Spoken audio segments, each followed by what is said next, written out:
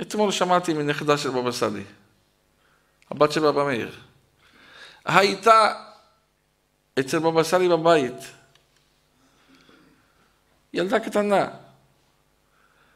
בערב שבת, בבא מאיר לא היה שם, השאיר אותה אצל בבא סאלי, והפלטה שלהם בבית, מספרת הפלטה אצל הסבא שלי, הייתה פלטה כזאת גדולה, סירים גדולים, בבא סאלי במצוא 10 אנשים לאכול.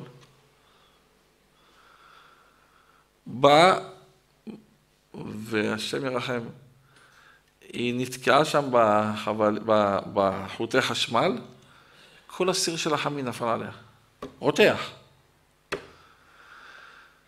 בבא סאלי ראה אותה ככה, אמר, וואי, מה אני אגיד לרבי מאיר? מה אני אגיד לרבי מאיר? לקח אותה, הוא בעצמו, טיפל בה כמו אבא. היא אומרת, איפה שהוא נגע, כאילו משחה שאין קביעות. לא נשאר לה אפילו צלקת אחת קטנה, אפילו נקודה אחת של זיכרון, כלום. דבר שהייתה צריכה למות.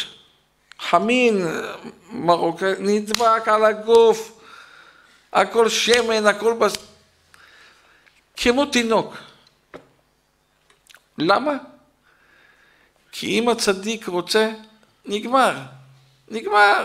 צריך רצון, כי יש לו זכויות אצל הקדוש ברוך הוא כל כך הרבה. הוא עובד את הקדוש ברוך הוא מעל כוחותיו.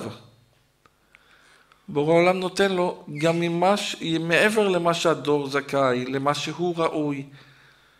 כי כל המידות בטלו אצל הקדוש ברוך הוא, מידה כנגד מידה לא בטלה.